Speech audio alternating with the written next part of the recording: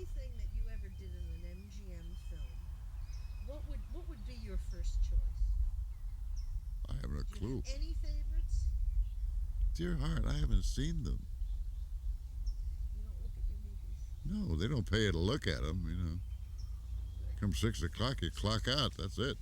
Well, then tell me again about the way they tented off for the human comedy again. Well, they had this night shot. I guess there was quite a bit of work, and they closed off two whole blocks, two whole streets at MGM, which was quite a thing.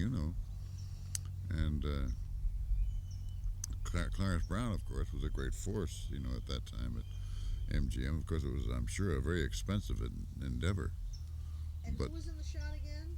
I believe Don DeFore, Van Johnson, maybe Mickey Rooney was in the same shot, and me. And what were you supposed to be doing? Just walking up the street, and I think we meet the two girls along the way. So what you're saying is that was a technical. Yes. That was a great technical. Yeah, Donna Reed and Marsha Hunt. Yeah. Well, it was on his story. Okay. Till the End of Time has been described as kind of another version of Best Years of Our Lives. Was that something that you were particularly interested in doing, or was that pretty much of a job too? Contract. Okay. Do you think that the studio system, burnt out women faster than men? Well, they begin as ingenues, let's say, and you can't be an ingenue forever. And very few women go on into character. Men can, progress into characters, and they can do it on crutches but the women can't do that, or just don't. Or that the men who run the studios are constantly looking for younger actresses. To play younger actresses' parts. Right. Yeah. But the men don't.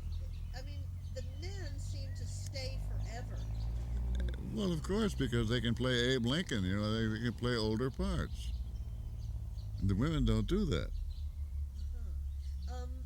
Did you ever have any experiences with Esther Williams? Not really, no. We were neighbors. I didn't know whether Howard. I'm trying to find. I'm trying to get an interview with her. Howard Koch told me the most hilarious story about how Mr. Mayer he loved those water movies, and he would come up to Esther Williams, and he came up to about here on, Yeah. and she'd say, "Don't get too close, because if you come another 6 inches, I might just push you in the water." She was evidently a very. So I'm trying to find somebody who I know you didn't work with her, but I thought there might be a story there. I had a friend whose wife worked extra in movies, and she worked in a couple of films with Esther. I said, "Gosh, that must be wonderful, spending all day in the swimming pool." She said, "You ever wash dishes?